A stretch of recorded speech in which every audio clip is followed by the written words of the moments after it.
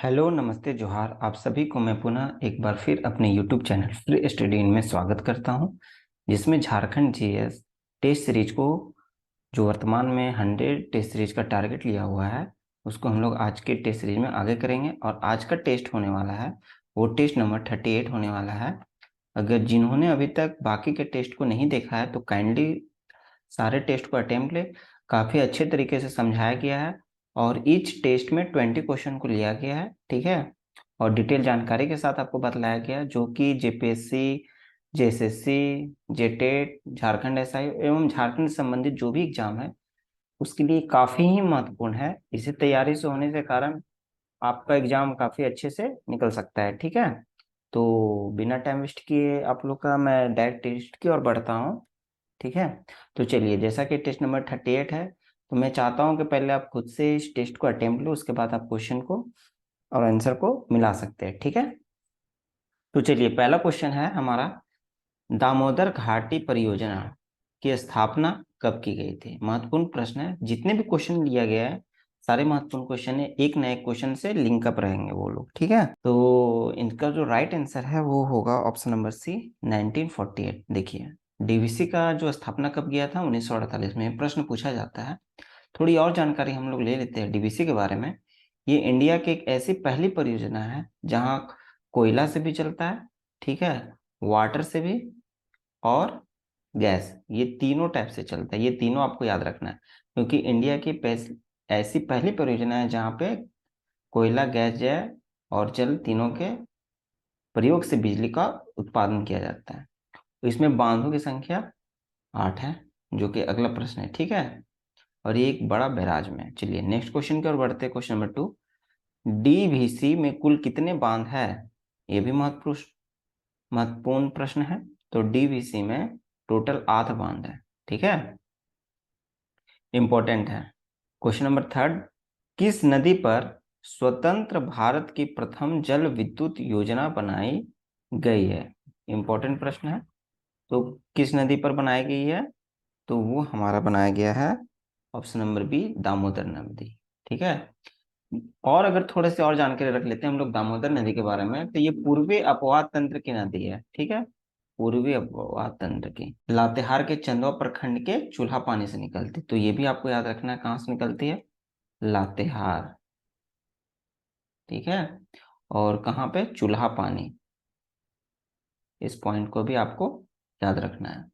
चंदवा प्रखंड, तो प्रखंड भी याद रखना।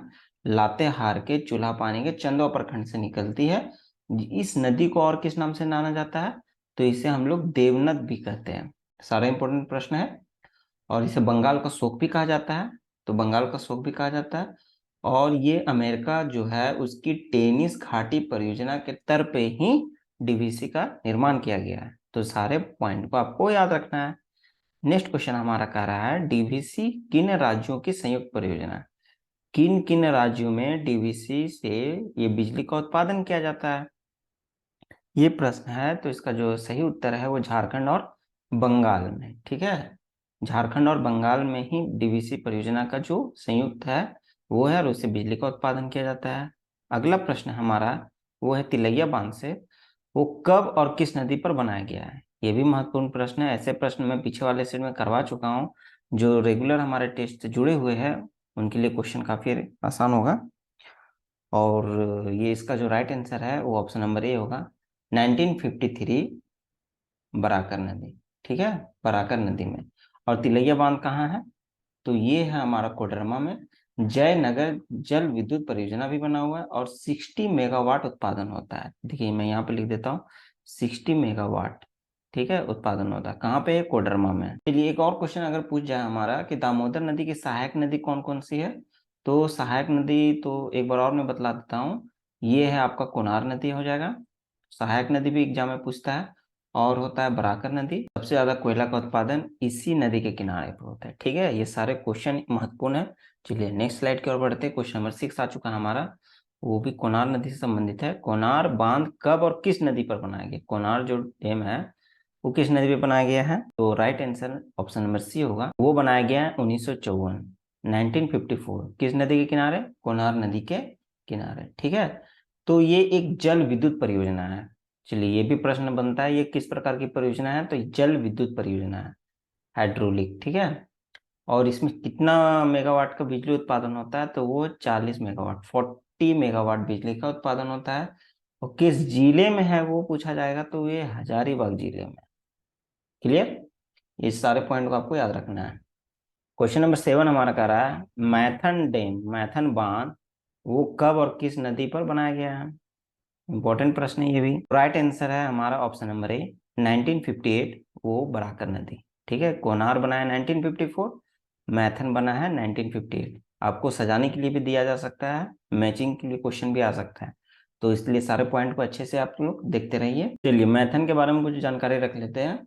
और ये हमारा है वो 60 मेगावाट का बिजली उत्पादन करता है। कहाँ पे है, वो है धनबाद जिले में। ठीक है, धनबाद जिले में ये पड़ता है। कोनार हमारा हजारीबाग में, और मैथन हमारा धनबाद जिले में। ठीक है, और इस नदी पर तिलैया बाल पहाड़ी बांध भी है। ठीक है, तिलैया बांध पहाड़ी, देखिए नाम से तिलैया डैम में नहीं जाना है, तिलैया बांध पहाड़ी। देखिए, यहाँ से क्वेश्चन आपको पूछा जा सकता है, छोटे छोटे क्वेश्चन ये जो है जो एग्जाम में फंसाया जा सकता है। बाल पहाड़ी, ठीक है, ये आपसे अगर पूछेगा तो तिलैया डैम के कारण लोग कोडरमा मार सकते हैं। ठीक है, लेकिन ये मैथन नदी के बांध पे बनाया गया। चलिए, क्वेश्चन नंबर 8 हमारा कर रहा है डुम्बारी, जिसे सेल रकब पहाड़ी किस मुंडा सरदार से संबंधित है। तो ये हमारा है option number B, Birsa Munda. ठीक है, बिरसा मुंडा के बारे में सारे लोग जानते होंगे अच्छे तरीके से, फिर भी मैं थोड़ा सा हिंट दे देता हूँ। इनका जो हुआ था वो 12 नवंबर 1875 में क्या हुआ था, इनका जन्म हुआ था। किस जिले में हुआ था, तो खूंटी जिले में हुआ था। क्लियर। और प्रखंड की बात की जाए तो अड़की प्रखंड। देखिए, ये सब क्वेश्चन पूछा जा सकता है, जनरल जनरल क्वेश्चन कभी कभी पूछते भी है, कभी कभी घुमा के पूछेंगे तो प्रखंड की पूछ सकते हैं। ठीक है, गांव पूछा जाता है तो उल्लू हाथू गांव में होता है। इस पॉइंट को, अब दोनों पॉइंट को आपको अच्छे से याद रखना है। ठीक है, माता का भी नाम पूछता है, तो माता का नाम है वो है कदमी मुंडा। क्लियर, और पिता का नाम है सुगना मुंडा। क्लियर, सुगना मुंडा, इन्हें धरती आबा भी बोला जाता है, भगवान बिरसा मुंडा भी कहा जाता है। और इनका जो मौत हुआ था, मृत्यु हुआ था, वो कब हुआ था, 9 जून 1900। क्लियर, कैसे से हुआ था, बीमारी भी पूछा जाता है, तो हैजा के कारण, जेल में होने के कारण। ठीक है, तो जितने पॉइंट आपको याद रखना है एक मोटा मोटी तौर पे। क्लियर। क्वेश्चन नंबर 9 है बोकारो बांध, बोकारो डैम वो किस नदी पर है। महत्वपूर्ण प्रश्न है। तो ये है हमारा, चलिए नाम से ही पकड़ा रहा है, वो है बोकारो नदी। ठीक है, बोकारो एवं कोनार नदी पे है। क्लियर, दोनों आपको अगर ऑप्शन दिया रहेगा तो दोनों पे आपको टिक लगाना है। क्वेश्चन नंबर 10 की ओर बढ़ते हैं हम लोग। ये हमारा आता है पालकोट राजमहल किस नागवंशी राजा के कार्यकाल में बनाया गया था। देखिए, यहाँ पे दो क्वेश्चन डायरेक्ट बन जाते हैं हमारा, कि किस काल में बनाया गया था। ठीक है, और इसके जो बनाने वाले थे वो किस वंश से संबंधित थे, ये प्रश्न भी पूछा जा सकता है। तो ये नागवंशी थे। क्लियर, देखिए यहाँ पे एक पिक्चर लिया गया है, वो काफी धरोहर है, पुरानी फोटो है ये। तो पहले की गुफा ऐसे ही रहते थे, राजमहल वगैरह। हाँ, तो चलिए आंसर की ओर बढ़ते हैं। तो आंसर इसका वो ऑप्शन नंबर सी होगा, रघुनाथ शाह। ठीक, अगला क्वेश्चन हमारा कह रहा है कि श्याम कृष्ण सहाय के निमंत्रण पर महात्मा गांधी कब रांची आए थे। तो यहाँ पे भी दो प्रश्न बन रहे हैं, किनके निमंत्रण पर महात्मा गांधी रांची आए थे। तो श्याम कृष्ण सहाय के निमंत्रण पर वो रांची आए थे। कब आए थे, तो इसका सही उत्तर है वो ऑप्शन नंबर बी, 4 जून 1917। क्लियर, ये हमारा दो क्वेश्चन एक ही प्रश्न पे छुआ हुआ है। अगला प्रश्न है हमारा, झारखंड के किस विधायक ने 18 फरवरी 1924 1924 को बिहार विधान परिषद में खादी से संबंधित एक प्रस्ताव रखा था। चलिए, इसका जो राइट आंसर है वो है नीलकांत चटर्जी।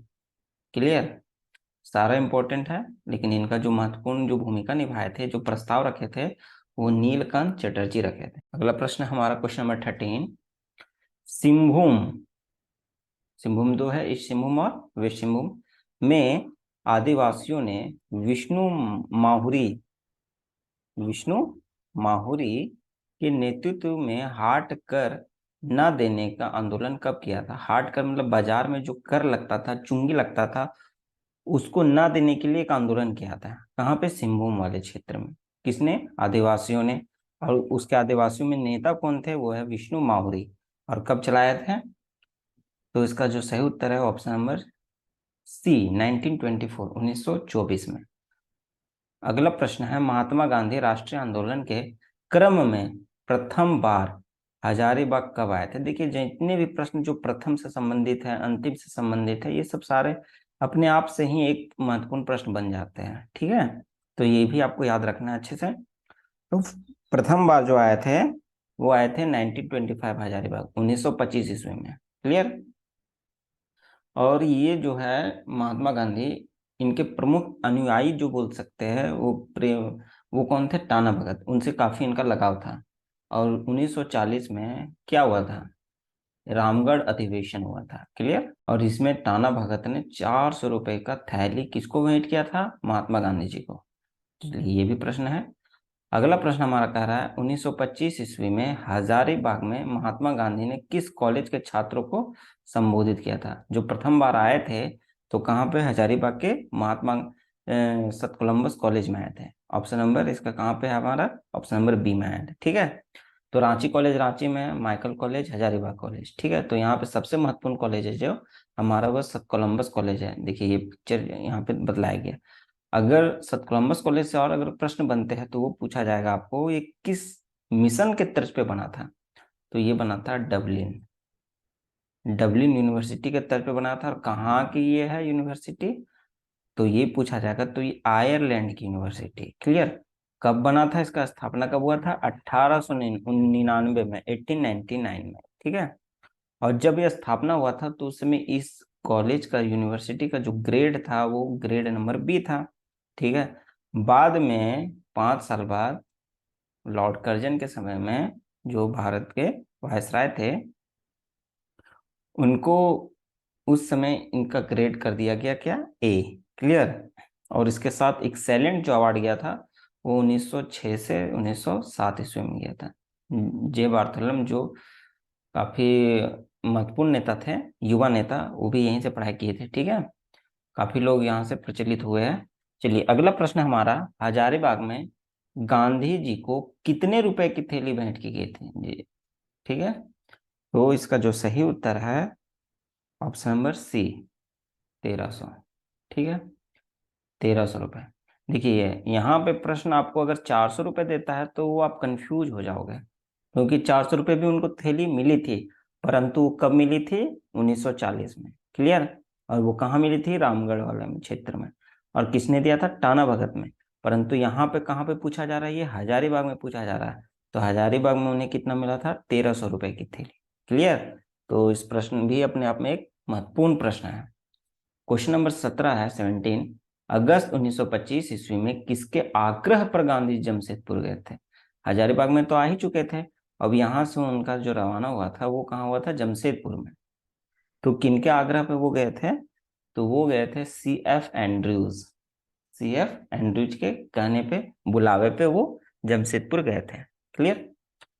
क्वेश्चन नंबर 18 हमारा प्रश्न है, अखिल भारतीय खादी बोर्ड के अध्यक्ष जमन लाल बजाज, एक प्रश्न यहीं पे बन गया है कि अखिल भारतीय खादी बोर्ड के अध्यक्ष कौन थे? तो जमन बजाज, जमनलाल बजाज, कहाँ के खादी मेले का शुभारंभ किया था? किस स्थान पे किए थे?